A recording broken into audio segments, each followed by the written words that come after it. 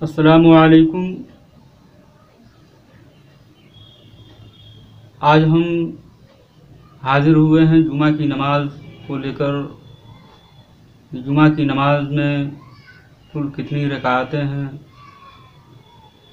और जुमा की नमाज़ का वक्त क्या है और उसके मसाइल क्या हैं। अगर अभी तक आपने हमारे चैनल इस्लाम की बातें को सब्सक्राइब नहीं किया है तो बराए मेहरबानी हमारे चैनल इस्लाम की बातें को सब्सक्राइब ज़रूर करें और जुमा के ताल्लुक़ से ये वीडियो जो मैं बना रहा हूँ, इस वीडियो को आखिर तक ज़रूर देखें ताकि जुमा के ताल्लुक़ से जो भी मसाइल हैं या जो जानकारियाँ हैं वो आपको बखूबी मालूम हो सकें। लिहाजा इस वीडियो को आखिर तक देखें। जुमा की नमाज फ़र्ज़ है और जुमा की नमाज में कुल 14 रकात हैं। सबसे पहले 4 रकात सुन्नत है और इस सुन्नत को सुन्नत मुअक्किदा कहते हैं, जिसको एक सलाम के साथ अदा करना है। 4 रकात नमाज सुन्नत मुअक्किदा जुमा से पहले है और एक सलाम से इसको पढ़ना है और इसमें नियत भी करनी है। तो नियत ऐसे करनी है कि नियत की मैंने 4 रकात नमाज सुन्नत रसूलुल्लाह की वक्त जुमा की पढ़ने के वास्ते अल्लाह ताला के मेरा काबा शरीफ की तरफ अल्लाह अकबर। बहुत लोग सवाल करते हैं और लोगों को शायद मालूम नहीं है और उनके जहनों में ये बातें हैं कि जुमा के रोज़ या जुमा के दिन जो हम जुमा की नमाज़ पढ़ने जाते हैं, सिर्फ़ 2 रकात नमाज जो इमाम के साथ पढ़ते हैं वही जुमा की नमाज है। बाकी जो सुन्नत हम पढ़ते हैं 4 रकात इमाम से पहले जो 4 रकात सुन्नत पढ़ते हैं वो ज़ोहर की नमाज़ होती है और फिर इमाम के साथ जुमा की नमाज़ अदा कर लेने के बाद 4 रकात जो सुन्नत पढ़ते हैं वो भी ज़ोहर की है और फिर जो 2 रकात सुन्नत है वो भी ज़ोहर की है और 2 रकात जो नफल है वो भी ज़ोहर की है। तो ऐसा नहीं है, ये सारी नमाज़ें जुमा के दिन जुमा की ही नमाज़ें हैं। और कुछ लोगों के जहन में ये भी बात रहती है कि फ़र्ज नमाज जुमा के बाद यानी जो 2 रकात इमाम के साथ हम अदा करते हैं उसके बाद जो 4 रकात सुन्नत पढ़ी जाती है, बहुत से लोगों को ये भी नहीं मालूम है कि वो 4 रकात सुन्नत है, बल्कि उसे 4 रकात ज़ोहर की फ़र्ज समझकर पढ़ते हैं। तो ऐसा नहीं है। जुमा में कुल 14 रकात हैं जिसमें से 10 रकात तो सुन्नत ही है। 4 रकात सबसे पहले, 2 रकात जुमा फ़र्ज इमाम के साथ पढ़ने से पहले जो 4 रकात सुन्नत है वो 4 रकात वो नमाज हो गई, सुन्नत मुअक्किदा है। फिर इमाम के साथ 2 रकात फ़र्ज जुमा के बाद जो 4 रकात सुन्नत पढ़ते हैं वो भी सुन्नत मुअक्किदा है, जुमा की ही है। 4 4 8 हो गए। फिर उसके बाद 2 रकात सुन्नत मुअक्किदा वो भी जुमा ही की है, तो 8 और 2 10 हो गए। इस तरह से 10 रकात सुन्नत मुअक्किदा जुमा की है और फिर 2 रकात फ़र्ज हो गया, 10 2 12 हो गया और 2 रकात नफल नमाज है। इस तरह से 12 2 14 कुल जुमा की कुल नमाज में जो रकात हैं वो 14 रकात हैं। अब जुमा की जो नमाज जुमा फ़र्ज है इसका इनकार करने वाला काफिर है और नमाज जुमा फ़र्ज होने के लिए जो है 11 शर्तें हैं। यानी पहला मुकीम होना यानी मुसाफिर के ऊपर जुमा की नमाज फ़र्ज नहीं है। शहर के अंदर होना, शहर के अंदर मुकीम होना, मुकीम के ऊपर जुमा की नमाज फ़र्ज है पहला। मुसाफिर के ऊपर नहीं है। दूसरा, आज़ाद का होना, यानी ग़ुलाम के ऊपर जुमा फ़र्ज नहीं है। तीसरा, तंदुरुस्त होना, यानी कोई ऐसी मर्ज़ न हो, कोई ऐसी बीमारी न हो जिसकी वजह से वो जामा मस्जिद तक ना जा सकता हो। मर्द का होना, चौथा, यानी औरत के ऊपर जुमा फ़र्ज नहीं है, मर्द ही के ऊपर जुमा फ़र्ज है। आकिल होना, यानी पागल के ऊपर जुमा फ़र्ज नहीं है। बालिग होना, यानी बच्चे के ऊपर जुमा फ़र्ज नहीं है। अखियारा होना, यानी अंधे के ऊपर जुमा फ़र्ज नहीं है। चलने की कुदरत होना, यानी अपाहिज और लंगड़े के ऊपर जुमा फ़र्ज नहीं है। कैद में ना होना, यानी कैदी के ऊपर जुमा फ़र्ज नहीं है। 10वां, हाकिम या जालिम का खौफ का ना होना, यानी अगर हाकिम या जालिम का खौफ हो, दुश्मन का खौफ हो, तो ऐसी सूरत में जुमा फ़र्ज नहीं है। 11वां, बारिश या आंधी का इस कदर होना कि उससे नुकसान कभी का अंदेशा हो, इस कदर बारिश या आंधी हो कि उससे कभी नुकसान का अंदेशा हो। तो इन 11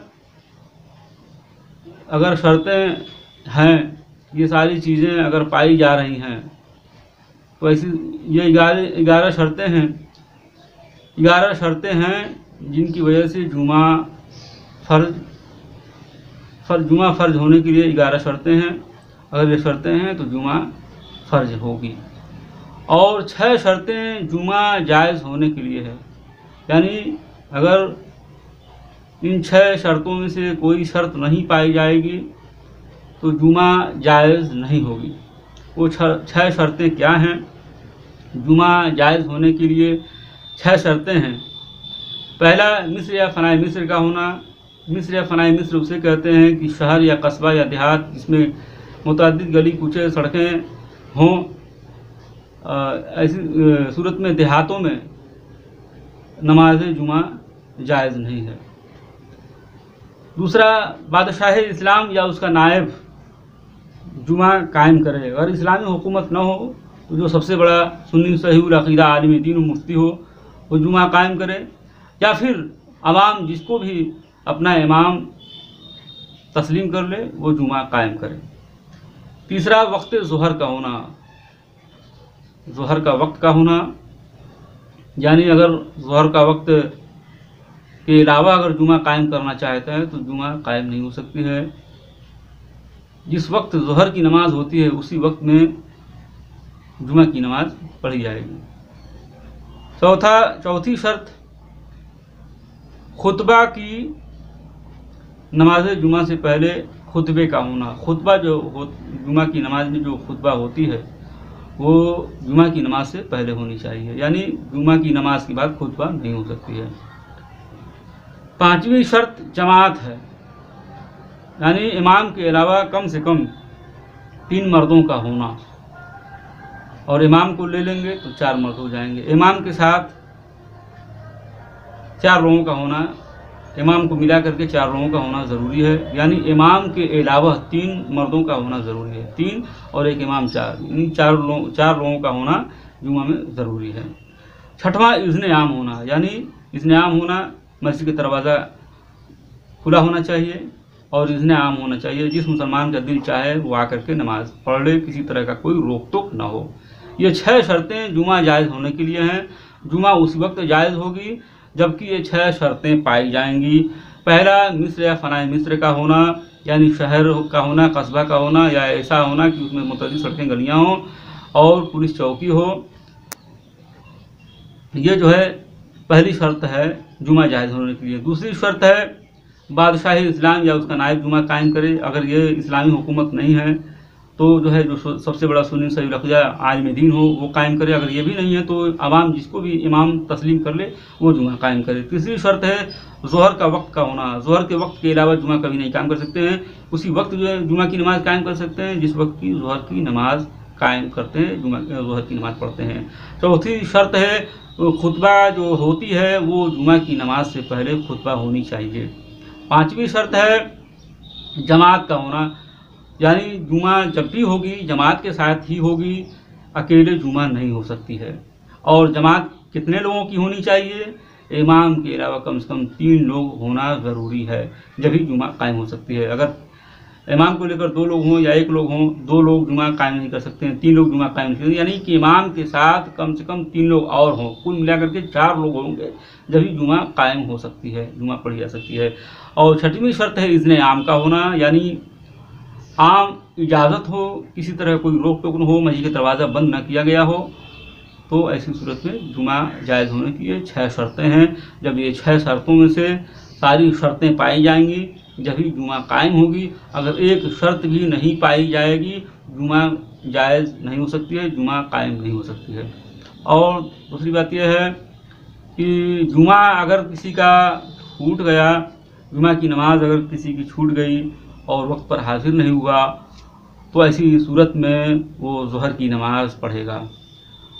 जुमा के दिन जो है, जुमा की नमाज ज़ोहर से ज़्यादा मुअक्कद है, यानी जुमा ही पढ़ी जाएगी। अगर ऐसी कोई नागहानी इत्तफाक़िया कोई ऐसा मरहला आ गया, कोई ऐसा कंडीशन या हालात ऐसे हो गए जिसकी वजह से जुमा नहीं पढ़ सकता, नहीं पढ़ पाया, या ऐसा भी नहीं है कि दूसरी मस्जिद में जुमा के कायम होने वाली हो और वो जाकर के वहाँ जुमा पढ़ सकता हो, यानी कि कोई भी ऑप्शन न बचा हो, किसी तरह कोई मतलब ऑप्शन न हो कि वो दूसरी मस्जिद में जाकर के जुमा की नमाज़ पढ़ ले, तमाम ऑप्शन बंद हो गए हों, ऐसी सूरत में वो ज़ोहर की नमाज़ पढ़ेगा। जुमा छूट गई और फिर कहीं भी और दूसरी मस्जिद नहीं है जहाँ जुमा होने का इम्कान है, तो ऐसी सूरत में अब वो ज़ोहर की नमाज़ पढ़ेगा और 12 रकात नमाज़ पढ़ेगा और उसमें ज़ोहर की नमाज की नियत करेगा। उम्मीद है कि ये बातें आपको अच्छी लगी होंगी और आप हमारे वीडियो को लाइक कमेंट शेयर करें और दूसरों को तक इस पैगाम को पहुंचाएं। अगर अभी तक आपने हमारे चैनल इस्लाम की बातें को सब्सक्राइब नहीं किया है तो बराए मेहरबानी हमारे चैनल इस्लाम की बातें को सब्सक्राइब ज़रूर करें। फिर मिलते हैं अगली वीडियो में, जब तक के लिए दीजिए हमको इजाज़त। अस्सलामु अलैकुम, अल्लाह हाफ़िज़।